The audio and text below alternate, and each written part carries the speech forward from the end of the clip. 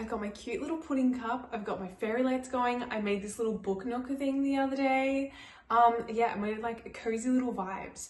You wouldn't think it's summer now in Australia because it's freezing and it's pouring down rain and it is horrible. Honestly, wouldn't surprise me if we had a white Christmas, you know.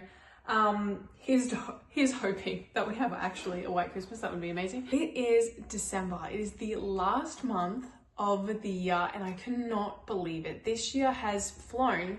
So much has happened in this year. It's just crazy. And I think that this year, for me personally, I had a lot of learning. I was learning a lot this year. I did a lot and we had a good time. But yeah, I cannot believe that it's December now. Crazy times. With December, it means that I can do a wrap-up video for all of the books that I loved in December. Now, these books are my higher rating books of this year. So like a 4 to 5 star rating is what we're going for. Any of these books were 4 to 5 star ratings. So we're going to be talking about them today. I will say that this year sucked for reading. I did not have a good reading year this year.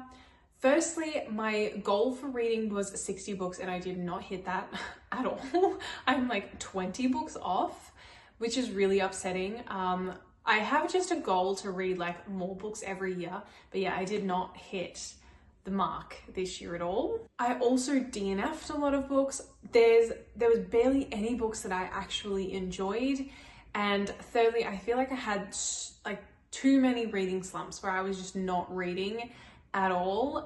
Yeah, anyway, it was just a sucky year in terms of reading this year, and not necessarily because like the books that were released this year weren't great. Not even because of that. I think it was just the books that I was reading, I was just not enjoying them at all. So this video is not hard to put together, but there's not as many books as I thought I would have by the end of this year with a high rating. I think I only had like 1 5-star read. So that just goes to show you. Let's dive in. We've got a mix of a lot of different types of books in this one. Mainly romance, of course. We've got romance, fantasy, and we've got, I don't even know what that one is. But yeah, these are in no particular order, so I'm just gonna start. The first book that I have is Midnight Library. This book I picked up because an influencer said it was really good. So I was like, you know what, I'll give it a go. I saw it in stores many times, but I don't know, it just didn't pique my interest. I also just didn't look at the back to actually understand what it's about. But this book was very interesting. This one I rated at 4 stars. Yeah, okay, so Nora isn't having a very good life. It's quite depressing of a book, especially at the start.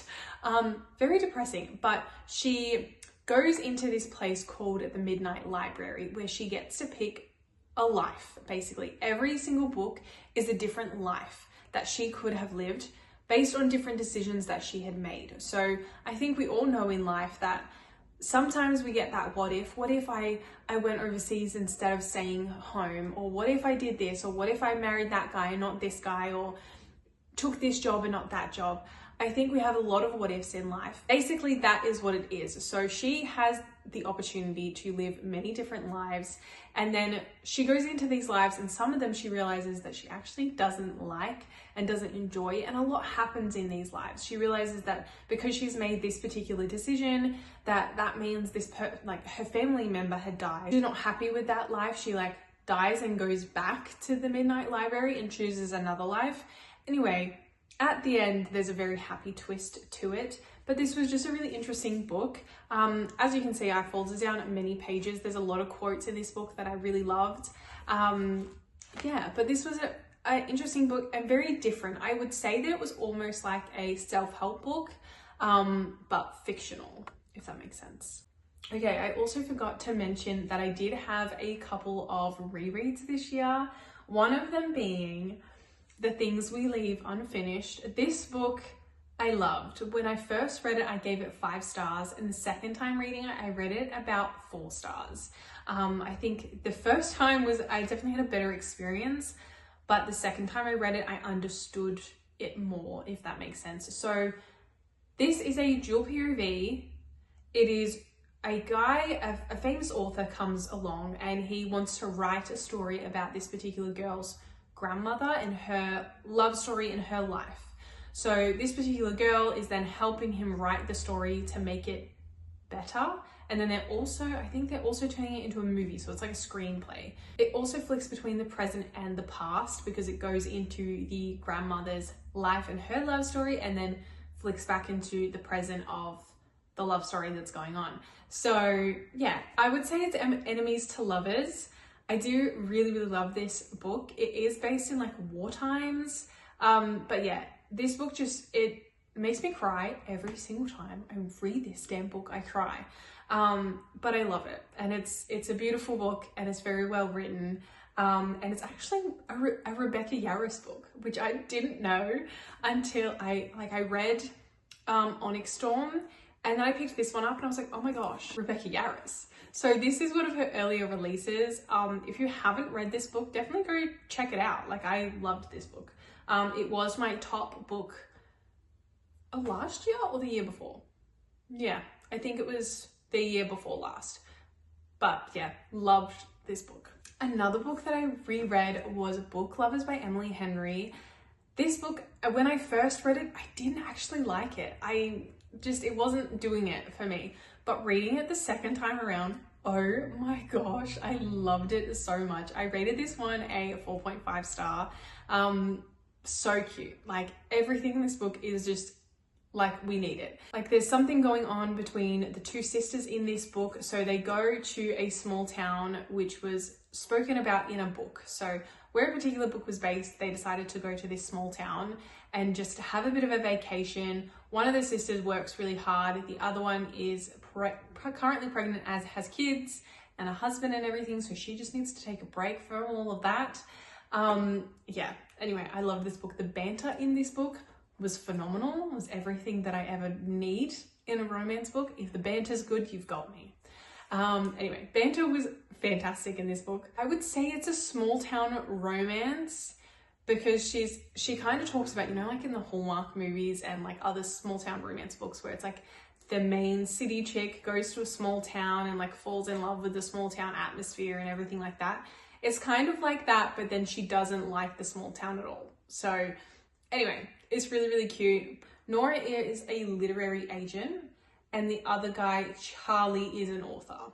So she's a literary agent and he's an author, and they're kind of working together on a particular book as well. That's kind of why they're together. Another one is Summer in the City by Alex Astor. This was her first romance novel. If you have read the Lightlark series, she wrote that. And so she decided to write a romance novel. This is a fake dating trope. It's based in New York. I loved this book. It was so fun just because you got to like adventure with them, like the couple. Anyway, so there's this particular girl. She is a screenwriter and she wants to make her movie come to life. So she goes to New York and then she visits all of the places that she wants her couple to go in the screenplay. But she also previously met this like tech guy. They had like a New Year's Eve kiss. And anyway, she was like, I'm never going to see him again. When she goes back to New York, she sees him. And he's like a billionaire tech man. Anyway, so he kind of needs help to get the media off his back about dating and about all these girls. So she's like, sure, I can help you because I need help experiencing a relationship in order to make my screenplay real. So anyway, fake dating trope, loved it. He's a billionaire, fabulous. She's a writer, also fabulous. And then it's based in New York, and it was just such a fun little romance novel. The fact that it's based in summer, it was just a fun time. Okay, we have our first 5-star, which was, this was the second book I read this year, which was great. The second book being a 5-star, I was like, oh, this is gonna be a good year, and then just really, really bad. Anyway, I'm still reading the Throne of Glass series. So the start of this year, I picked up Queen of Shadows. Oh my goodness me. This book, I cannot tell you, it was phenomenal. I love this book. It was a 5-star, could not put it down. Okay, so what differentiates a 5-star for me is if I cannot put the book down, automatically a 5-star. Okay, that's just how it's gonna go. Addicted to this book, loved it. loved every scene in this book, loved everything that happened in this book, loved Rowan, loved all the things, okay? This book was so good. Like, I don't have words. And I never want to give away information in regards to a series, so I'm not. But if you have read the Throne of Glass series or you're about to read the Throne of Glass series, this one is phenomenal. So this was a 5-star, and then I also read Empire of Storms, which is on my Kindle, and that was a 4.5 star. I also really, really loved that one. Couldn't put it down. Loved the fact that we were following obviously we're following different characters anyway, but we were following so many different characters, and I really, really loved it. And I also loved all of the little romances that were going on. Yeah, I thought that was really fun. I loved Ality. It was fantastic. So Queen of Shadow was 5 stars and Empire of Storms was 4.5 star. I am now on the next one, which I can't remember what it's called, and I am currently hating it. So if that's what you want my updated opinion, I hate it. I want it to end because I couldn't care less about what's going on, and I want to already go into the last book of the series. That would be great. Anyway, love this one though. This was great. Okay, we are halfway through.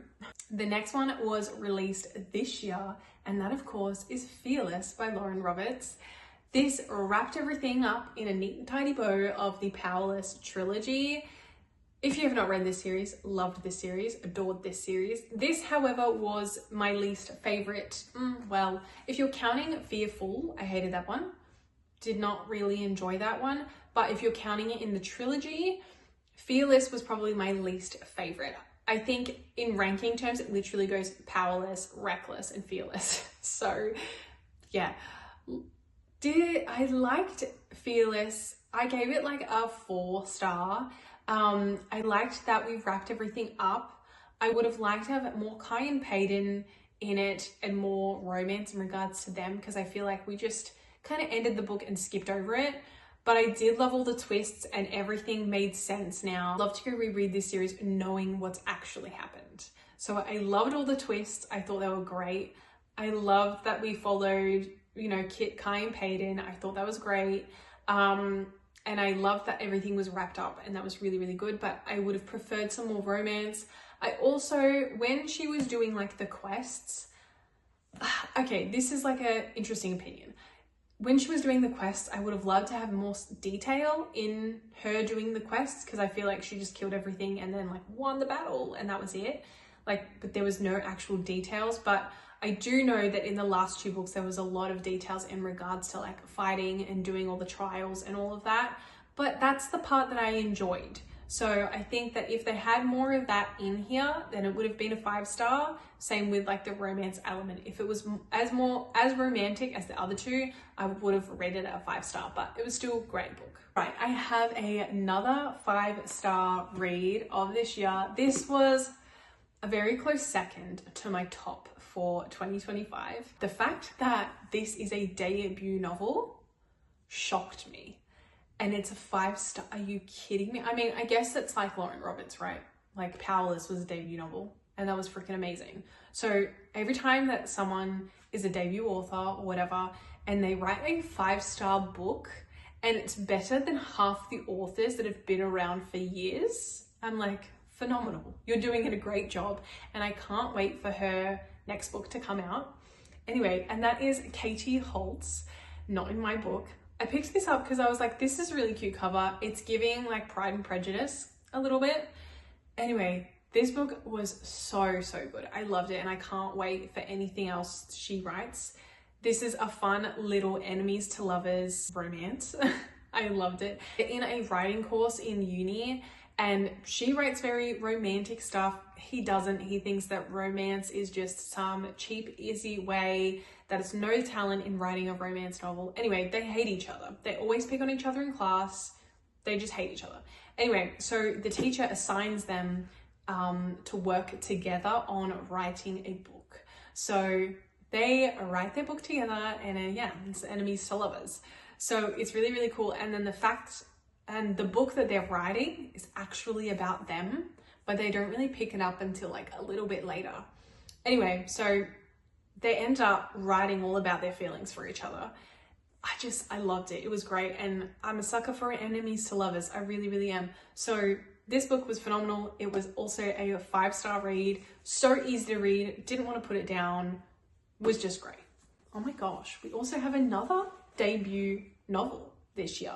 And that is Close Protection. Now, I'm not sure who Eden is.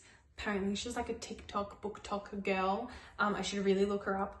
But this was also really, really fun. I really enjoyed it. We have Daphne. She is an heiress, very, very wealthy person. Her dad hires Milosh, a security guard, if you will, or a bodyguard, to protect her and watch out for her. There's a little fake dating trope in this. I actually really enjoyed it. I loved that it was bodyguard trope. I loved the adventure and the action in this one. I love the twists and the turns in this one. Anyway, I thought it was a really, really good book. I rated it about a 4-star.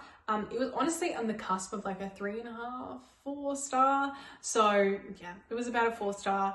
I did love it. I think that there could have like been a little bit better in certain things, but it was fun nevertheless. A bodyguard romance is always a good time. Now, there are some books that I listened to that were great, so I do not have the physical copies of those ones, but I did really, really, really, really love Problematic Summer Romance by Ali Hazelwood. Now, I am not sure if I would have had the same experience or the same rating if I didn't listen to this audiobook, but whoever this voice narrator was, she did an incredible job. And if I ever wrote a book, I'd be hiring her to do the voice narration. I think she nailed the character. She nailed that it was fun and vibrant and just a good time. Anyway, she did a really, really good job. So I'm saying in the fact that I loved it. I thought it was a 5-star read, but I think that's only because I listened to the audiobook. If I read it, I don't think I would have had that same experience, and I probably would have rated it a little bit less. But we have our 2 main characters. I've forgotten their names. Anyway, they are in Italy for the female main character's brother's wedding. So they're in Italy for this wedding. She knows the brother's best friend. He is quite older than her. I think it's like a decent age gap, like almost 15 years, I think. So it's an age gap for sure.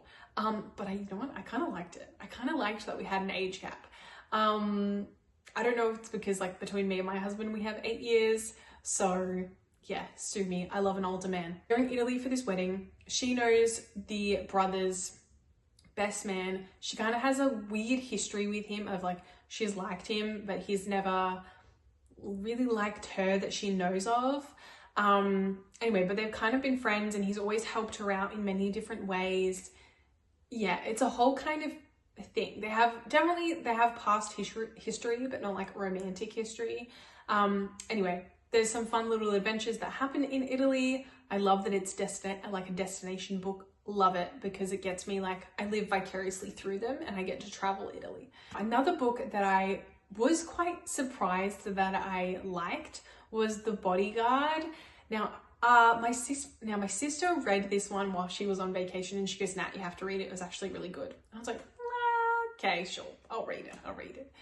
Not thinking that it was that good because there's also another girl who I watch her videos and every single book that she likes, I tend to hate. So she really, really loves this book. And I was like, oh, I'm not gonna like it, but I liked it. Loved that it was a bit different to your average bodyguard romance. The girl was actually the bodyguard, and she looked after this very well-known actor. So she goes and lives with him on this like farm to kind of protect him and watch over him. And yeah, I liked the fact that the girl was the bodyguard. I thought that was a cute little twist instead of the guy being the bodyguard. And I liked that the actor was very, very down to earth. Like he lived on a farm. He was helping his family out. He was a very, very cool, chill bloke. Another book that my sister recommended to me, and I literally just finished it yesterday, was Life's Short by Abby Jimenez. This must have been like an earlier book of hers. I don't know. It was on Kindle. It was really cheap. I actually listened to the audiobook and I loved the audiobook. This was a really, really, like just a cute little rom-com. if you will. So our female main character, she potentially has ALS, a particular disease that erodes your body and your nervous system. So she is a big YouTuber, very, very famous YouTuber. And she kind of lives her life because she's like, well, I could have ALS. She doesn't want to get like tested for it, because she doesn't want to know. But certain things start happening where she's like, well, this is a sign, so I must have it. But she's very much like, life's too short. I'm just going to live it to the fullest and be this YouTuber and vlog all of my experiences and everything. And she has a baby that is not hers because her sister kind of just left the baby on her doorstep. Her family is very broken, okay? There's a lot going on in that family. They need help. Anyway, so she now has this baby and the baby's losing its mind. In the first chapter, it's utterly losing its mind. So her next door neighbor, she's in like units, and her next door neighbor comes around and kind of helps her out. He's like really cute, really hot guy, very, very wealthy, very well-known lawyer, I think. Yeah, a lawyer. Anyway, very attractive. So he comes, helps her out. The baby loves him. So it's a good time. Anyway, so they kind of help each other out in like, she needs some lawyer advice in regards to her family. Then she also needs help with the baby. And he's like, sure, I can help you out. And they kind of just hang out and they're like really, really good friends until they realize that, oh, I actually really like this person and don't want to be without them. But then of course he doesn't realize that she might have ALS, and that's a whole little twist there. It's a really cute novel because the trope was friends to lovers, which I loved. There was no fake dating. There was no enemies to lovers. There wasn't like a big dramatic thing to happen, but they were just friends to lovers. And I think it was just very organic in how everything kind of played out. I think sometimes when you're reading romance novels, a lot of the things that happen, you're like, that would never happen in real life, especially with fake dating tropes. I'm like, that just doesn't happen. People don't just fake date. It's very, very rare that that would happen.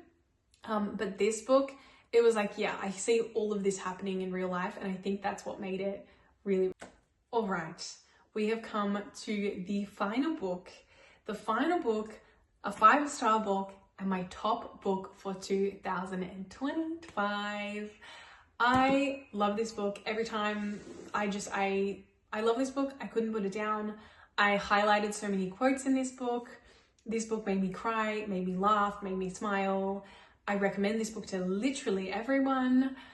I thought this book was just so well done. It was released this year, like I think from June. So it's like a bit of a later release in the year.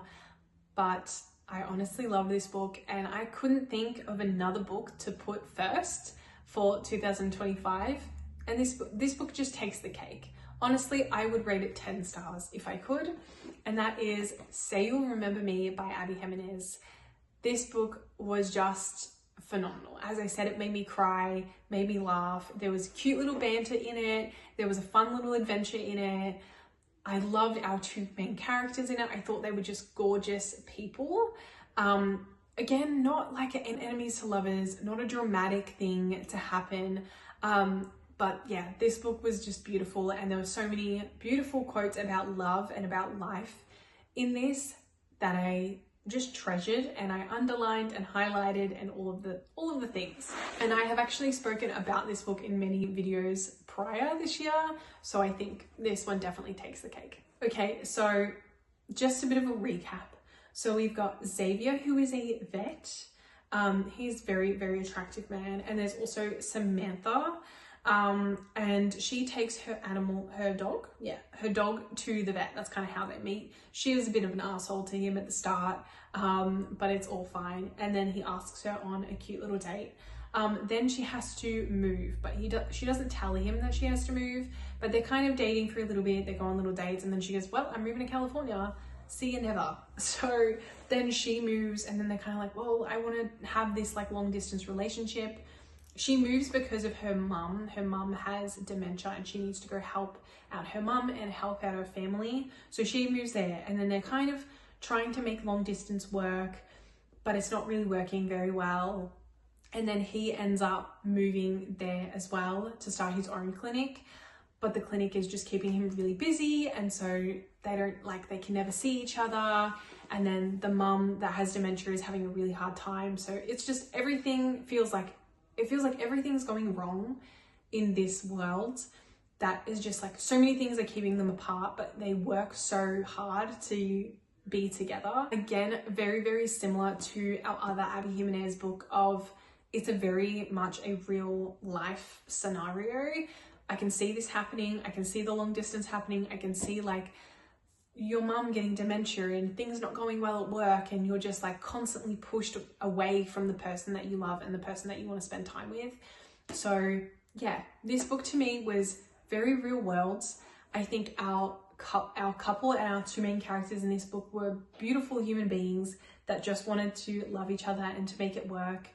The family in this, I understand their struggle, and that's where I cried a lot in it, because it's just like this family is trying to do the best that they can with a woman that can't remember anything anymore, even in regards to the husband, like she can't remember them at all.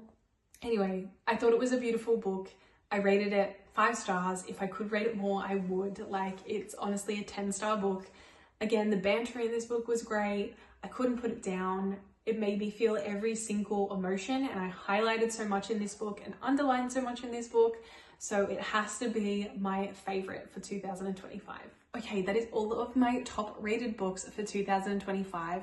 I'm hoping and praying that I would have more books that I love and I highly rate in 2026. But in all, looking back at it, actually, I've had some fun times reading this year. Although there was a lot of not great books that I read this year, and I was really down about that. There was also so many books that I did truly, truly love this year, and I had a great time, and I feel like I just traveled to many different places in these worlds. Let me know in the comments below what your favorite book was for 2025. I would love to know, because I definitely want to read them, so please let me know. And I will see you guys next week with another vlog. Bye.